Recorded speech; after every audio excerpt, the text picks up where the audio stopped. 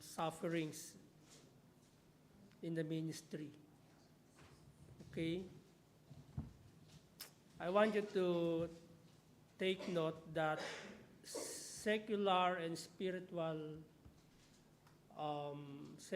spiritual sufferings is different. Okay? Do not combine it.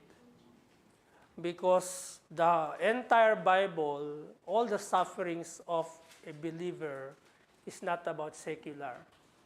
It is about spiritual. Okay? Merong mga ibang churches, kino-combine nila yung secular, they were sufferings, and they related, they relating it to spiritual. No, that is different. Okay? Especially in this passage, Paul mentioned the sufferings in their service to God. And another sufferings of the believers is because of the consequence of their sins. The consequence of being disobedient children. That's why you suffer, not because you serve God, but it is because you disobey His will in your life. I'll give you an illustration of suffering. You suffer because you disobey God's will in your life. Okay? Pag-aasawa.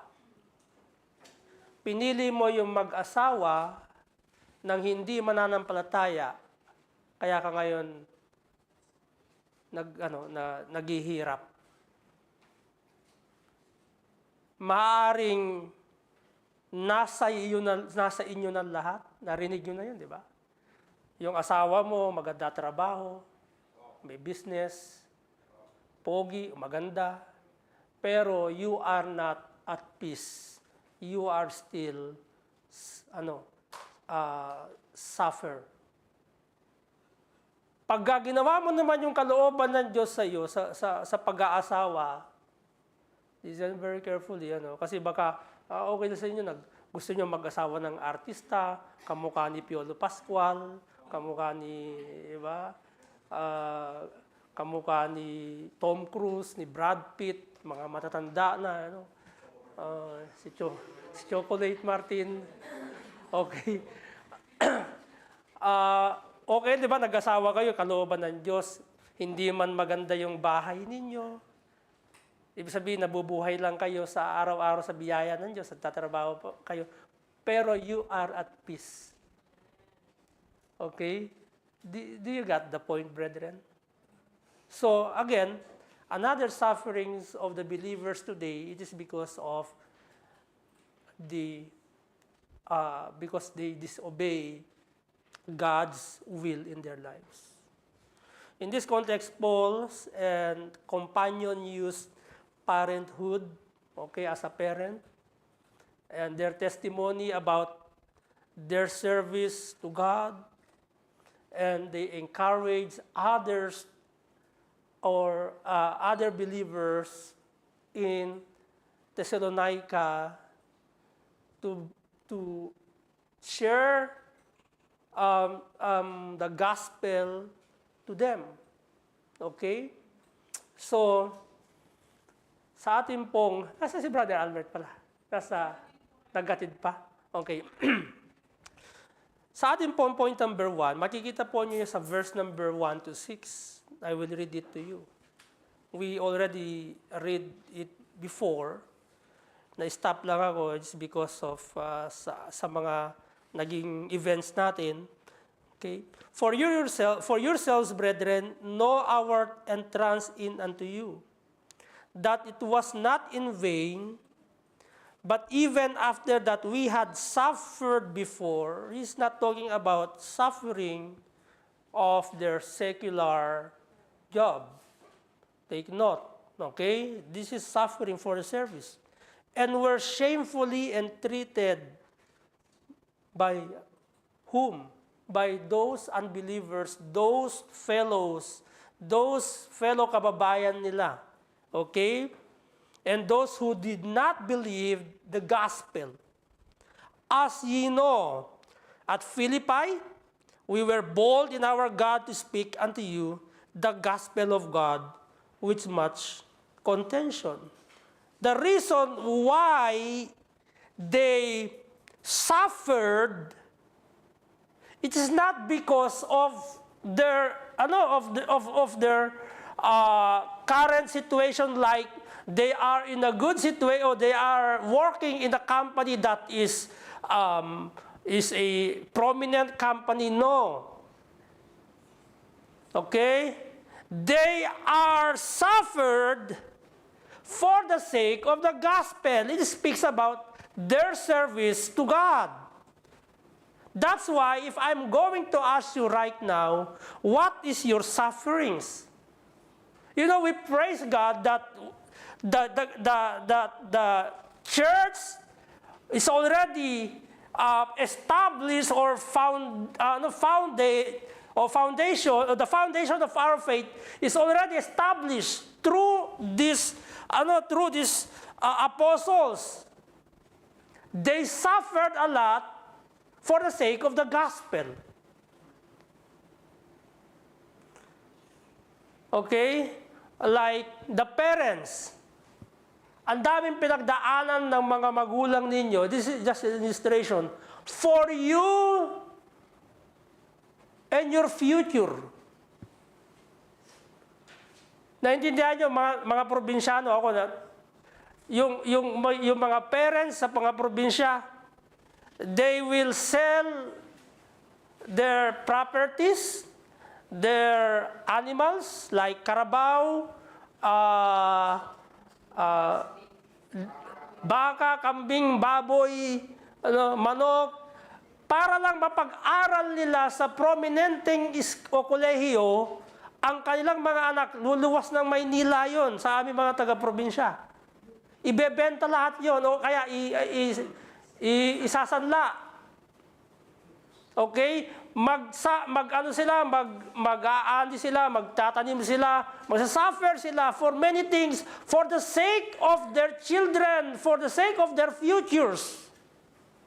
And then, you know what happened? Pag bakasyon, pag winter break o pag sem break, uuwi yung babaeng anak na pinag-aaral sa Maynila, buntis. Oh. Dala po akong souvenir, mama. Naman souvenir, diba? Pag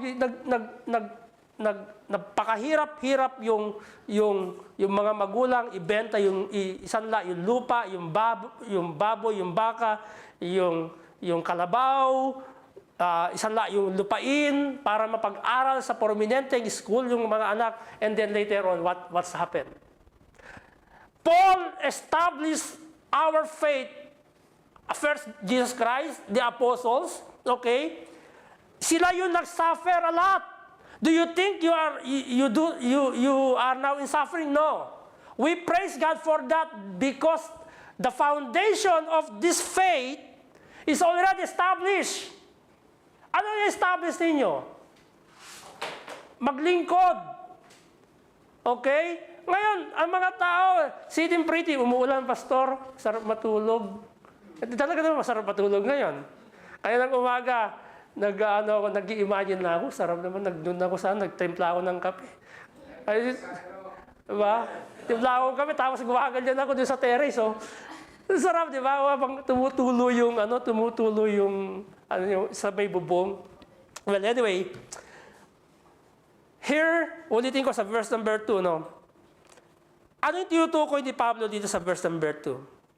But even after that we had suffered before, and were shamefully entreated, as ye know. Okay? At Philippi, we are bold in our God to speak to you the gospel of God with much contention. See, their suffering is the service para abutin yung mga tao ng ebanghelyo ng salita ng Diyos, ng ebanghelyo ni Kristo. Nag-suffer sila. Ngayon, ano yung sufferings ninyo? I'm not saying I'm disagree for your sufferings in your work. Okay? Did you even suffer, like, halimbawa, meron tayo ang pinakaayaw ng Kristiyano pag may mga events, yung magsasuffer sila financially. Am I right? Like, halimbawa, meron tayong missions conference. Ayaw nyo mag-ambag. Gusto nyo lang mag-amen. Pagka nagpasalamat yung pastor, salamat, praise the Lord. Do you even true to yourself to say praise the Lord? And wala kang ambag doon. Diba? Wala kang part doon. Nagpapasalamat tayo pag nagpe-prayer things tayo. Salamat sa Panginoon. Nagawa na po yung bahay sa Tanay. Praise the Lord. Did you have part in that? Parang napaka-awkward sabihin that you say praise the Lord and you don't even be part on that project. Ni sentimo, wala ka na ibigay. You are not a part of that fellowship of sufferings. How the pastor praying a lot to reach out people there for the sake of the gospel. Did you have part in the missionaries? That's why every time in my preaching, I ought to say, don't forget about your missionaries because they risking their lives, even they will suffer a lot in order to what? To share the gospel. And that's Apostle Paul says to these brethren in Thessalonica, to the believers in Thessalonica. You know, before. Okay? And the good thing here is that, you know, even despite of affliction, truth number 1, siguro, this is another, serving should not be selfishly motivated or self-glorying or glorifying despite of sufferings. Minsan ginagamit natin yung sufferings na hindi naman related sa spiritual at nagsi-self-pity tayo. Self-motivation yun eh. Correct? Ang paglilingkod ay hindi dapat makasarili o nagmamapuri sa sarili kahit sa kabila ng mga pagdurusa. Okay, yes, let me say, you suffer. And then you become self-pity. Nagsi-self-pity ka. Awawa naman ako. Yung mga taong ganun, di ba? Naawa sa sarili. Correct? So despite of our afflictions, make your motivation in your service not self-glorifying. In verse 1 and 2. Hindi ibig sabihin ni Pablo dito na nagsabi siya ng kailang experience ay self-glory niya. Ang sinasabi niya dito, they were suffered, they were boldly speak the gospel because of God, okay, for them that they may believe to the Lord Jesus Christ. So, a part of your life, believer, is sufferings. You remember? When you accept the Lord Jesus Christ as your personal Savior and Lord, John 1:12, ano sinabi ng Panginoon, si Kristo, ni Saint John? But as many as receive Him, to them gave He the power to become the sons of God. The word receive is not even to receive Jesus Christ. You will receive all. The entire life of Jesus Christ. Kaya hindi madali maging Kristiyano. Sinasabi ng iba, mabilis lang maging Baptist, maging fundamental, maging Christian. Why? Just accept Jesus Christ. You become Christian. No. Tatanggapin mo lahat yun, yung sufferings. And God did not promise you a comfort life. Diba? So kayo mga Kristiyano, gusto bang komportable, convenient. Dito sa UAE, di AC nga tayo, di hotel pa nga yung ibang mga Kristiyano dito, di ba? Sa Tagum ba, di hotel kayo? Hindi, di ba? Sa iba't ibang probinsya, sa tribal mission, Open area yun, free AC. Pag umulan naman, kawawa sila. Diba? Walang ano yun. Pag umaraw doon, maniwala kayo. Kahit ilang electric fan itutog mo sa sarili mo, magpapawisan ka pa rin. Kasi yung yero, pag nainitan nyo, yung Galvastar ba naman ang gagamitin, napakainit nun. Diba? Hindi ko lang kung alam nyo yung Galvastar na yero, napakatigas nun. Pero pag yun ay tinamaan ng init, napakainit yung ano nun. Impact nun sa baba. Kaya ngayon naglalagay tayo ng ng kisame, 'di ba? Para hindi masyadong mainit sa ano. So ibig sabihin, ulitin ko mga kapatid, part of your life is suffering. Ang ayaw nyo sa hindi.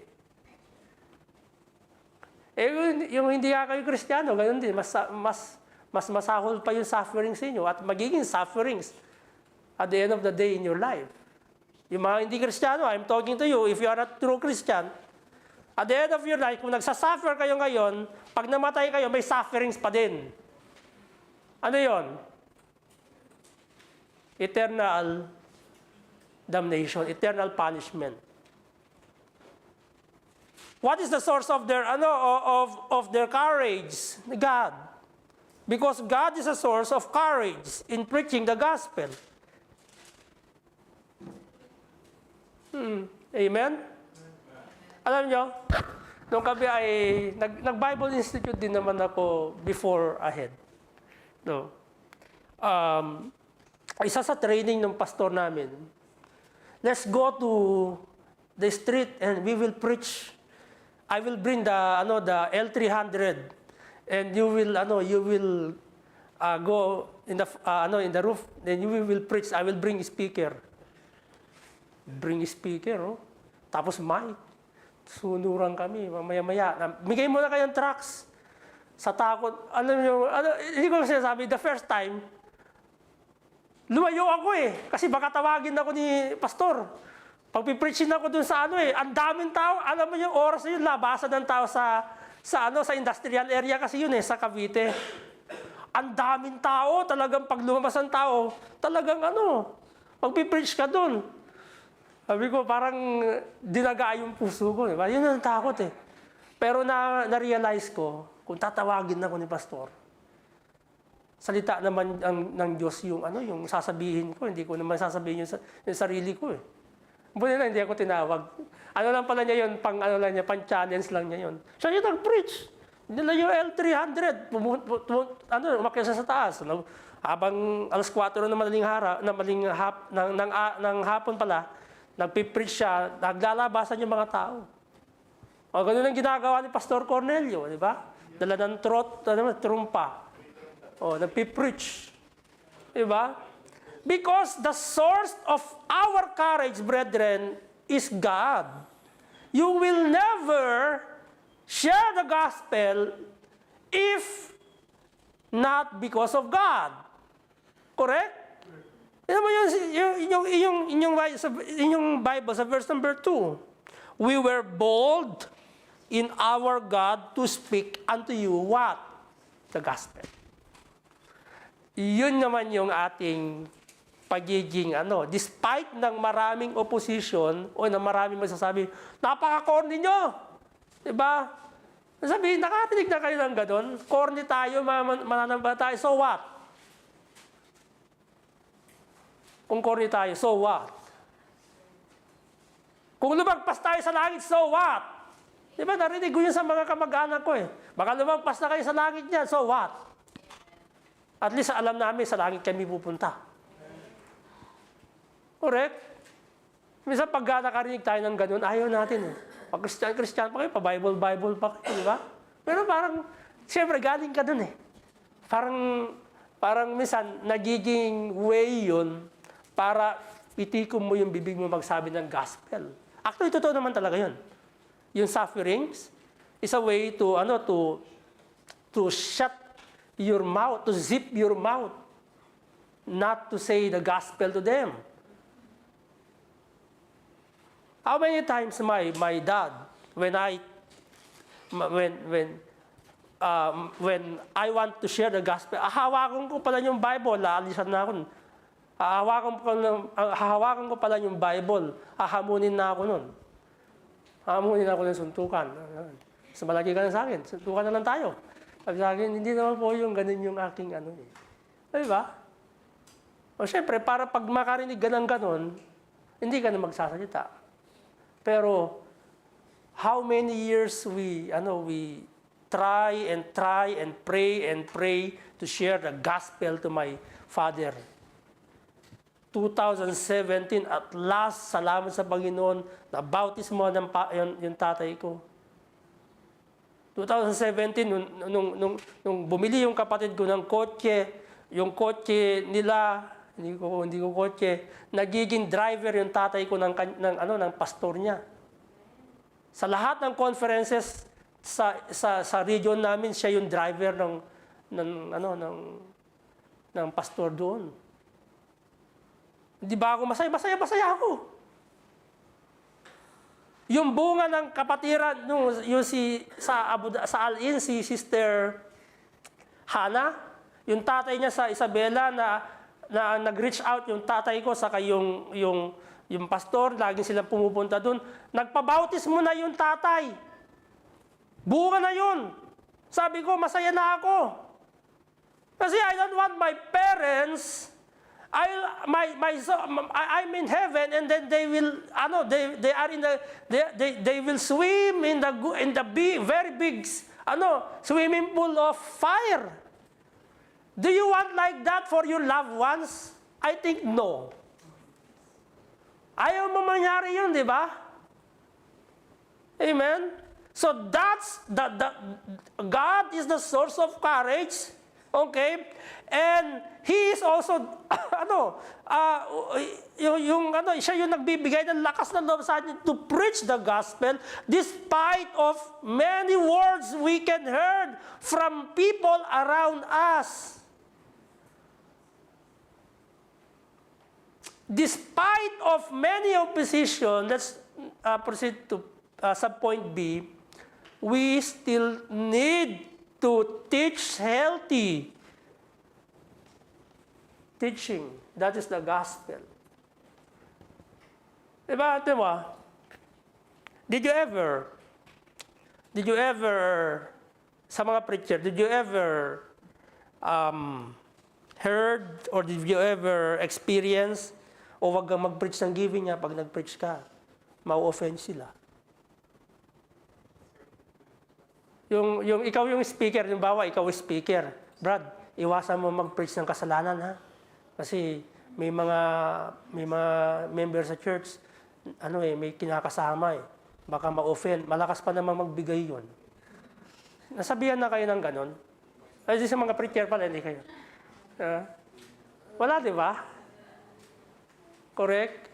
Hindi. Kung ano yung healthy teaching, despite ng nangyayari sa mundo natin, corruption, kung ano-ano, diba? Yung pandaraya, lahat na ng klase ng kasamaan ginagawa ng tao, but we should to still declare the healthy teaching, which is the Word of God, the gospel. Hindi dapat puro pandaraya yung sinasabi natin. I will not attack the personality of Joel Osteen. Joel Osteen is a false teacher. Okay? Huwag niyong gamitin yung kanyang mga books. It will not help you. Okay? Verse number 3 to 4. For our exhortation was not of deceit, nor uncleanness, nor in guile. Tignan mo yung maraming mga ngayon. Maraming mga nagtuturo ngayon. In order to attract people, to influence people, what they do? What they will do? They will preach deceitful words. Even they will use things that is not pleasing to God. Nakakita na kayo, Christian church, nagpapasayaw sa harap ng pulpit ng worldly songs? in order to attract people to attend church? Yes, I did. Mantakin mo. Akala ko sa Catholic lang yung merong ganun. Merong mga Christian churches ganun eh. Merong interpretative dance, pero ang pinapatugtog hindi Christian song. Mga awit ng mga worldly songs. O siyempre, ginagamit nila yung method daw to attract, influence youth, okay, to influence people to come inside. The same, you are from the world, and then you will enter into that building. The same, you are entering the world. Ano ba sabi ni Pablo? Romans 10:17. So then faith cometh by what? Hearing the word of God. Hindi ka pwedeng baguhin ng mundo kasi galing ka dyan sa mundo. Ang magbabago sa iyo yung salita, magbabago ng buhay mo, yung tamang salita ng Diyos, ituturo sa iyo. Alam niyo kung bakit may binanggit sa Bible na tawag dito, yung pakikinig mo para kang, di ba? Kasi nga, this is the word of God is true. The word of God is powerful. Can what? Hebrews chapter 4 verse number what? 12. Two-edged sword. Masakit. Pero yung sakit na yun yung tama, di ba? Di ba? Try ko sabihin sa inyo, kapatid, yung ginagawa, hindi yan ang gusto ng Bible. Masasaktan ka eh. Ano ba sabi ng Panginoon ng Panginoon Jesucristo mismo sa kanyang mga kalahi? John 8:32. Ano yung sabi ng John chapter 8 verse 32? Nakalimutan ko na yung memorize eh. Ano yun? John 8:32.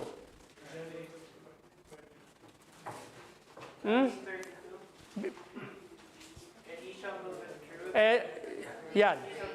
And ye shall know the truth, and the truth shall make you free. How can the truth from the Bible make you free? Okay? Sino ba ang sinasabihan ni Jesus Christ dito? Mga pare. Mga pare, banggitin ko na kasi Tagalog ng priest, pare eh. Okay? Mga religious people, nasaktan sila. Pero sabi ng Panginoon, yun yung magpapalaya sa iyo, yung katotohanan. And yet, tayo mga tao, ayaw natin makapakinig ng totoong salita ng Diyos. Kasi masakit eh. Biruin mo, kailangan kong tanggalin yung dalawa kong hikaw. Kailangan kong magpagupit na maayos na gupit. Kailangan kong tanggalin yung kulay ng buhok ko, bagamat kalbo na ako ngayon. Kailangan kong magsuot ng barong. Ay, hip-hop ako eh. Diba? Noon yun, bago ako manampalataya. Hindi, masakit yun, di ba? But yung sakit na yun yung magpapalaya sa akin. Doon sa kasalanan. Sa ayaw nyo ng ganun. Ayaw ng tao ng ganun. Di ba? So we need to declare healthy teaching. No matter what the opposition do. Because the gospel for you believers is what? Entrusted by God. That's why if you are a truly believer, you heard the gospel, you live in the gospel, you perform the gospel, okay? God entrusted it to you. Pinagkatiwala sa inyo ng Diyos yan. Kaya kung ikaw ay mananampalataya, 10 taon ka ng mananampalataya, o 5 taon, 10 taon, 15 taon, 20 taon ka ng Kristiyano hanggang ngayon, hindi mo pa na-share yung gospel. Hello, brethren, may problema ka.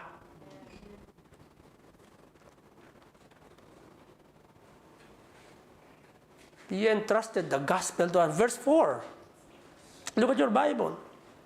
But as we were allowed of God, look at the Bible, to be put in trust with the gospel. Kasi sabi ni Pablo, pinagkatiwala lamang ng Diyos ang ebanghelyo sa kanila. And so to us, napakinggan natin yung gospel, tama? Anong ginagawa lang sa gospel? Mainam pa yung manira ka ng buhay ng ibang tao. Ang lakas-lakas ng labi mo. Pero pagdating sa gospel, you don't even open your mouth to your friends. Pero kung sirain mo yung buhay ng kapatid mo, pero kung makapagsalita ka ng tao sa paligid mo, sa tao na ayaw mo, ang lakas ng loob mo, di ba? Alam mo si Dayan, ano yun? Ang cute-cute nun. Ang lakas mo magsabi ng gano'n, di ba? Pero pagdating sa gospel, tapos na. Let me tell you this. When you hear the gospel, God entrusted you the gospel. You are responsible for that gospel you received.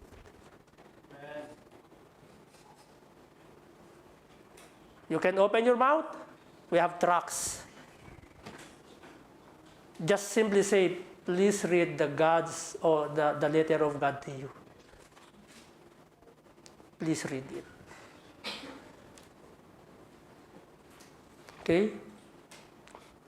O sa Kuwait, salamat sa Panginoon, di ba? Kahit na sila ay nakarinig ng maraming opposition, sila ay hinahunting ng mga imam doon, but still, Brother Benji and the rest of the team, still nag-share sila ng gospel. Nilalagay nila sa kapamakan yung kailang buhay. Yun naman talaga eh. Ano gagawin mo? Magtago habang buhay? Diba? O sige, let me say, you are saved. At the judgment seat of Christ, okay, rewarding time. Oy, kapila ka pa dun sa di ba? Next, Elijah si Pagan. Makikita mo, akala nyo, di ba, high-tech na tayo ngayon, mas high-tech dun. Sa langit, makikita lahat ng mga performance mo. O dito, limited pa hindi pa lahat kita Di ba? Yung pastor dito, limited, hindi ko nakikita lahat Di ba? Okay, pero sa langit, o yung Holy Spirit, nakikita ang ginagawa mo, naka-record yan. Judgment of Christ. Hindi na. Elijah, hindi ka naman nag-share ng gospel Tinago mo lang. O doon ka sa diyan ka lang sa pero save ka. Hindi mo ngayon may enjoy your reward. Bakit? Wala kang ginawa. Okay? Preaching the gospel, brethren, is pleasing to God. Okay? But with the right motivation. Baka naman kasi ang motivation mo lang sa pag-preach, pag-ahayag ng gospel, is reward. No. Ulitin ko, you are responsible for the gospel you received, and God will examine your hearts. God will examine our hearts. Either yung ginagawa mo is pleasing ba sa Diyos or hindi. Baka sinasabi nyo lang, it is because pastors man, we have schedules and it's a part of my teaching. I will go and I will share the gospel. Is that so? Hindi yun. Verse number 4. As we were allowed of God to be put in trust with the gospel, even so we speak not as pleasing men, but God which trieth our hearts. That's why believer aim to please God, not men. Ano mapapala nyo sa akin? Even kahit na nagdurusa kayo ngayon sa paglilingkod nyo, wala kayong mapapala sa akin eh. Pero sa Diyos meron. Okay? Huwag nating, sa verse number 5, look at your Bible. For neither at any time use we flattering words, as ye know, nor a cloak of covetousness. God is witness. Ano ba yun sa Tagalog, yung flattering words? Okay? Sapagkat hindi kami nasusumpungang nagsisigamit kailanman ng mga salitang pangibabaw, paimbabaw. Sabihin, yung walang yung flowering words. Yung purong binobola ko lang kayo. Gusto nyo ba yung ganun? Gusto nyo yung tumatayo dito, binobola lang kayo? Gusto nyo ba yun? Kaya sasabihin sa inyo, sabi sa inyo, ang cute-cute mo. Pero deep inside, hindi ka naman talaga cute. That's kind of words, right? Again, sa pagpili rin ng kaibiganin nyo yung kayang sabihin sa iyo yung mali mo. Kasi yun yung tamang kaibigan. Kaya kanyang sabihan ng mali mo. Yung nagkasala ka na, tapos hindi ka pa niya sasabihan, ayun yung huwag mong kaibiganin. May pakay yun sa'yo. Gusto lang niya yung pera mo. Okay? Amen? Hindi mapagpaimbabaw, mga kapatid, sinabi ni Paul, verse number 6. Verse number 5. For neither at any time use we flattering words, as ye know, nor a cloak of covetousness. God is witness. Ginamit na ni Pablo. Alam ng Diyos. Yes, everything God knows. He is a witness sa buhay natin. Kung naglilingkod ka ngayon ng tama, God is a witness, not me. Not your brother or not your sister. God is a witness.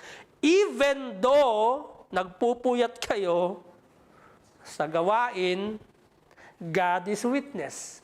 Even though from Monday to Saturday you are busy after your work, go to Bible study, you go to prayer meeting, to fellowship, to vesper service, okay, to cleaning. God is witness.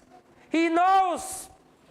Okay? Even when you say, I'm done, I'm doing this because I love the Lord, even you say that, God is witness. We cannot hide. Okay? We should not also abuse our authority to take advantage. Okay?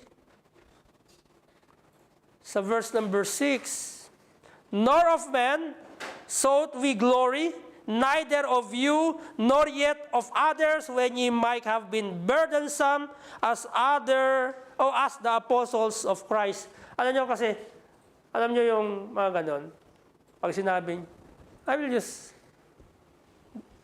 i-search nyo lahat ng mga churches, malalaking churches sa Africa. Yung pastor, over-abuse yung authority. Yung pastor, sila yung may pinakamagagandang bahay kaysa sa mga kapatiran. Meron silang mga sasakyan, meron silang mga lote, meron silang, mayaman sila yung mga pastor doon sa Africa. Hindi yung mga Philippine pastor, yung mga African, even though they were Baptist. Because for them, being a minister of God is what? Not just a mere professional. It's a business. Pentecostal sa Africa, tingnan nyo, yung kailang mga bahay, maniwala kayo sa akin, daig pa nilang naging senator ng Africans. Because they use their power. Influence many blind people to support their church, then later on, they will use the money for their profits. I'm not attacking them, but you will see in their lives. Amen? They use their authority to take advantage. Siguro, tinan mo si Pastor Cornelio. Kung ginamit niya na yung authority niya to take advantage, mayaman si Pastor Cornelio, di ba? Yes, Coach. Saan si Coach? Nasa Amerika na ngayon. Diba? Malaki sana yung mamanahin ni Coach. Hindi, joke lang. Hindi sabihin, bakit hanggang ngayon yung Project Hagay hanggang ngayon hindi pa tapos? Kung ginamit ni Pastor Cornelio yung authority, o lahat ng times, isang buhos na lang. Hindi. Ang tinitingnan niya, malaki ang needs sa mission field. Ang inuuna niya, mission fields eh. Hindi niya napapansin. Hindi niya ginagamit yung authority niya to, hindi, kailangan yung first fruit, dapat ibigay, one boost na lang yung isang baksakan na lang yung Project Hagay, tapos na yan. Hindi. Pag merong pangangailangan sa mission field, inuuna niya yung mission field. Inuuna niya yung mga missionary na nangangailangan. Why? For the sake of the gospel. If he used to take advantage, tapos na siguro yung Project Hagay. Ilang taon na yung Project Hagay, hanggang ngayon, Project Hagay pa rin. Diba? Sana tapos na yun eh. Kung lang siya, ginamit lang niya yung authority na talagang pero hindi ko nakita yung ganun. Alam nyo, see to it. Masyado na ba ako napahaba? Okay? Okay? We should not abuse, even me. Okay? Even kung sino man yung, kung kami man ay tawagin ng Panginoon sa next year, hindi sa langit ha. Pwede naman din. Para iwan ko na kayo, mauna na kami sa langit. Sa Australia, kung mag-start tayo ng gawain, kung sino man yung in charge na huwag niyong abusuhin yung authority. Huwag tayo mag-take advantage. Did you remember the message last anniversary? Ministry requires what? Humility. Did you take note that? Hindi ko na i-take note, pero nasa aking isip at puso ko. Humility, o ministry requires what? Humility. Kailangan magpakababa tayo. Ano man yung marating natin, ano man yung meron tayo, pinagmamalaki man tayo, requires humility. Magpaka-humble tayo, hindi magpaka-hambog. Diba yung iba, hambog eh. Nagamit yung Ako lang, maano lang ako magsalita. Akala nyo hambog ako magsalita. Okay? Pero kaya ayaw ko nang mag-message pag may umaalis. Kasi umiyak din ako eh. Iyakin ako. Okay? So, illustration here before we end. Okay? I do believe na sabi ko na yung isang pianist na attain niya lahat ng turo ng kanyang instructor, nag-perform siya. Part of her recital. Nagawa niya lahat ng Pero, nagpakan siya ng tao. Siyempre, yung pianist na yon, lahat ng sufferings na niya, gawin mong ganito, ganyan-ganyan, siguro yung nagka-cramps na. Siguro binababad na lang siya sa mainit para gumanyan. Okay, sufferings yun, diba? Turo ka, may project na naman, may papapracticein naman ako. It's a part of yun eh. And then, nung siya nag-perform na sa dome, halimbawa, lagay natin dome. Nagpalakpakan, nagtayuan ng mga tao. Ang tawag nito, standing ovation siya. Meron isang napansin siya. At doon siya lumuha. yung kanyang instructor hindi tumayo, hindi pumalakpak. Bakit? Hindi niya na-please yung kanyang instructor. Na ang aim niya dapat is to please the instructors, not the men, not the crowd. Okay? Despite ng kanyang pinagdaanan ng practice, lahat ng kanyang suffering sa pagpapractice, hindi niya na-attain to please the instructor. Kaya nung in-interview siya, why are you still crying? The crowd is very happy for your performance. Alam niyo yung sagot ng pianist? My instructor is sitting there and he is not pleased in my performance. What is your aim? Even though you were suffering in your service to the Lord, what is your aim? I will leave the question to you. Ano yung aim mo? Ano yung goal mo? To please our God? Or to please the crowd? Or to please the man like me? What makes your service motivated? All of this, I will leave it to you. Okay, what makes your service motivated? Search your heart. Search your life. Maaring dumaan ka ngayon sa sufferings, but you make your sufferings selfish motivation or selfish motivated. And I do believe that is wrong. Because sometimes sufferings makes you pity. Diba? Nagpipiti ka. So, again, what is your goal in your service? Tayo po natin tumayo. Tayo po yung manalangin.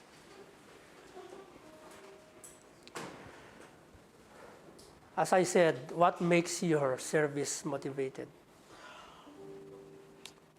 What is your goal in your life? As a believer, as a true Christian. Ano yung motivation mo? Ano yung goal mo? I know sufferings accompanying or part of our lives as a believers. But that suffering is just a temporary suffering.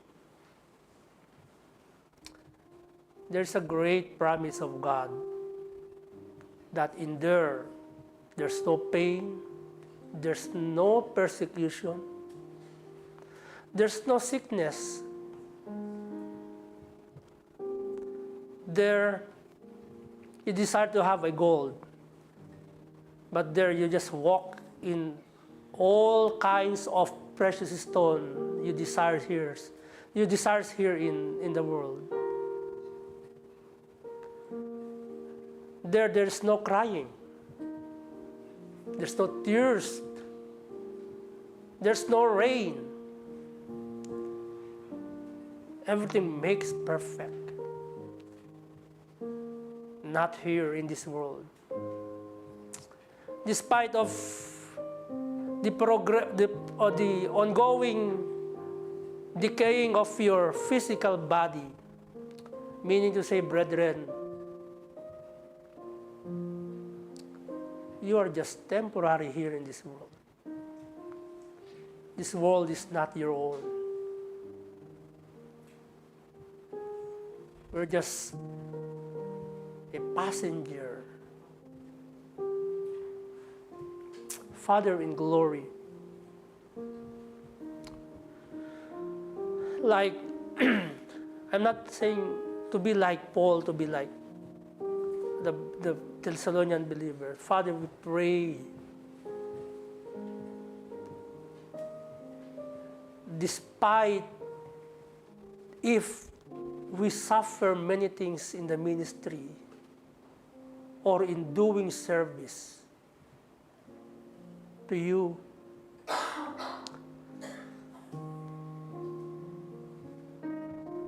despite of many things in our lives, Lord, help us to continue to be faithful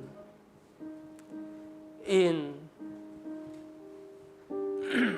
in our service. I know that we are still on the progress of sanctification. That's why help us, Lord, to deny daily ourselves. Despite, Lord, that maraming mga bagay sa panahon namin ngayon na nasa sidetrack kami.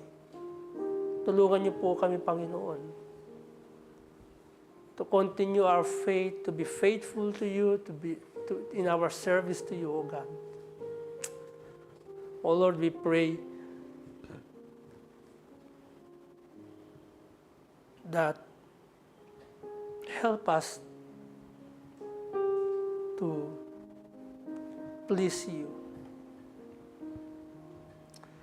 O Lord, sa lahat po ng sinabi ko, if there's any single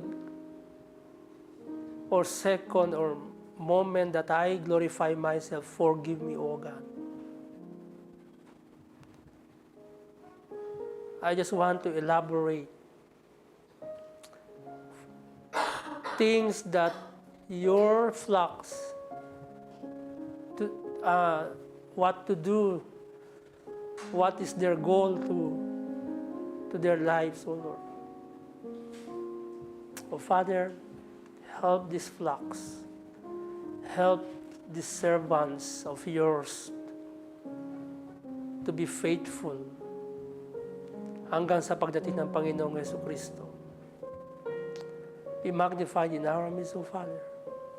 In Christ our Savior we pray. Amen. God bless you and blessed Sunday to all. And may I request the Kuwait brethren to magdi-devotion, mag-ano lang kami. So, assist mo ko.